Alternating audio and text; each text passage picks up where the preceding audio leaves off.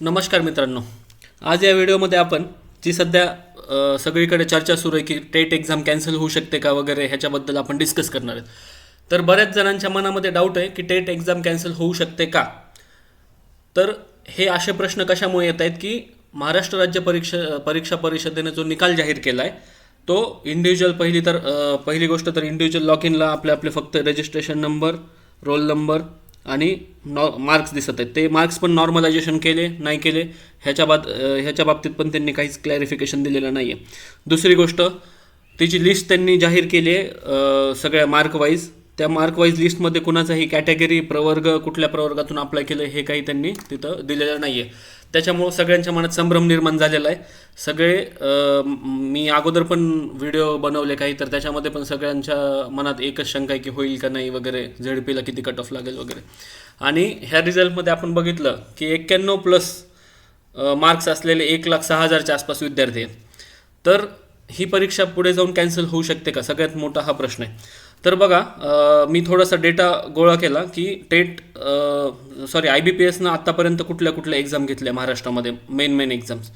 तर तुम्ही पाहू शकता बघा, हे आपली आत्ता टेट, ह्याच्या अगोदर BMC JEE, BMC सब इंजिनियर, त्याच्या अगोदर MIDC असिस्टंट इंजिनियर, परत Mahagenco technician 3, Mahagenco junior officer security post होत्या, परत महाट्रान्सकोच्या काही पोस्टची वॅकन्सी त्यांनी घेतली IBPSनं, आणि MSCDCL जी महाडिस्कॉनची परीक्षा त्यांनीच घेतली, आणि तलाठी भरती सगळ्यात गाजली होती मागच्या वर्षी त्या घोटाळ्यांमुळे, ती पण ह्यांनीच घेतलेली आहे. तर ही एक्झाम कॅन्सल, आता ह्यापैकी कुठलीही एक्झाम त्यांनी कॅन्सल केलेली नाही आहे. परंतु तुम्हाला जर ह्या त्यांनी जाहीर केलेल्या लिस्टमध्ये जर कुणाचे तुमच्या ओळखीतल्या म्हणजे किंवा कुणा कॅन्डिडेट्सचे मार्क्सबद्दल तुम्हाला शंका असेल तर तुम्ही त्यांना ईमेल किंवा कॉन्टॅक्ट करून कळवू शकता. कारण बघा, असं आपल्याला आकडे येत आहेत की 170+100 विद्यार्थी आहेत आणि 190चा टॉपर आहे. परंतु बऱ्याच जणांना असं वाटत असेल की 120-130 मार्क्स पण एक्झाममध्ये सॉल्व्ह होऊ शकत नाही. परंतु तसं नसतं.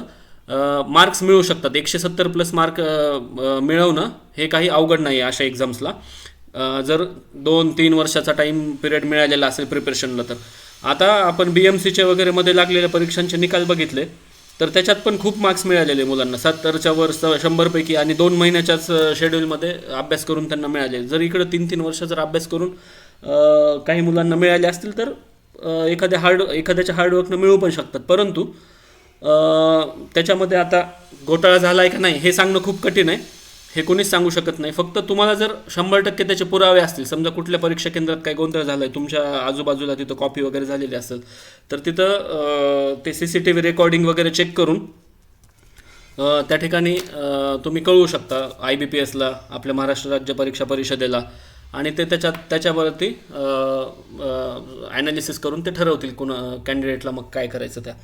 परंतु एक्झाम तर कुठलीच आत्तापर्यंत कॅन्सल झालेली नाही आणि टेट पण कॅन्सल होणार नाही. परंतु हे होऊ शकतं, जसं मी म्हणलं की कुठला कॅन्डिडेटचं जर बोगस आढळलं की त्याला कमी मार्क आहेत परंतु त्या ठिकाणी जास्त मार्क दिलेले, तर त्याच्यावरती पण कार्यवाही होईल. आणि जी परीक्षा कंडक्ट केली IBPSनं त्यांच्या अधिकाऱ्यांवरती पण कारवाई होईल. आता बघा, महाट्रान्सकोची एक परीक्षा आहे त्यांनी झालेली, ह्याच्यामध्ये तुम्हाला दिसतंय. तर त्या महाट्रान्सकोच्या परिषदेत ते महाराष्ट्राचे जे सगळ्यात मेन अधिकारी होते प्लस त्यांच्या बॉडीवरचे 4 मेन अधिकारी होते, हे 4+1 5 जणांना त्यांनी निलंबित करून मोठी कारवाई केली. कारण ते त्या महाडिस्कॉमच्या परीक्षेच्या गोंधळामध्ये जो काही कारभार चालता त्याच्यामध्ये इन्व्हॉल्व्ह होते. असं आपल्या पण केसमध्ये काही झालं तर सगळ्यांवर कारवाई होणारच आहे, ज्यांनी काही केलं आहे तसं पैसे वगैरे भरून. परंतु आता आपण ज्यांना चांगले मार्क्स आहेत त्यांनी असं खचून जायचं काही कारण नाही आहे, घाबरायचं काही कारण नाही आहे. परीक्षा बिलकुल पण कॅन्सल होणार नाही. फक्त तुमच्याकडे काही पुरावे असतील, काही गोंधळ झाला आहे परीक्षा केंद्रावरती वगैरे, तर तुम्ही ते परीक्षा परिषदेला आणि IBPSला कळवू शकता. नक्कीच त्याच्यावर मार्ग निघेल. आणि बघा, हे आपण एक ॲनालिसिस केलं होतं, त्याची लिंक मी आता डिस्क्रिप्शनमध्ये देतो आहे, कट ऑफ किती जाईल वगैरे.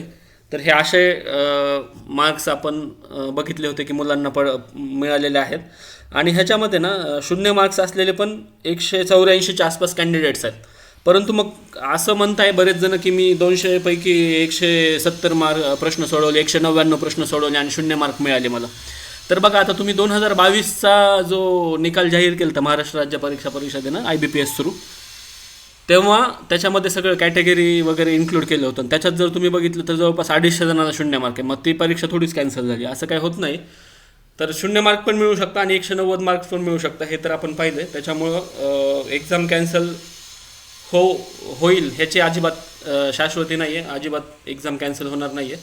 ज्याला चांगले मार्क्स आहेत त्यांनी चांगले होप ठेवा आणि पवित्र पोर्टलवरती लवकरच रजिस्ट्रेशनची डेट्स वगैरे महाराष्ट्र राज्य परीक्षा परिषदेकडून अनाऊन्स होतील, तेव्हा सगळे डॉक्युमेंट्स क्लिअर ठेवून रजिस्ट्रेशन करा. एवढं मला आजच्या व्हिडिओमध्ये क्लिअर करायचं होतं.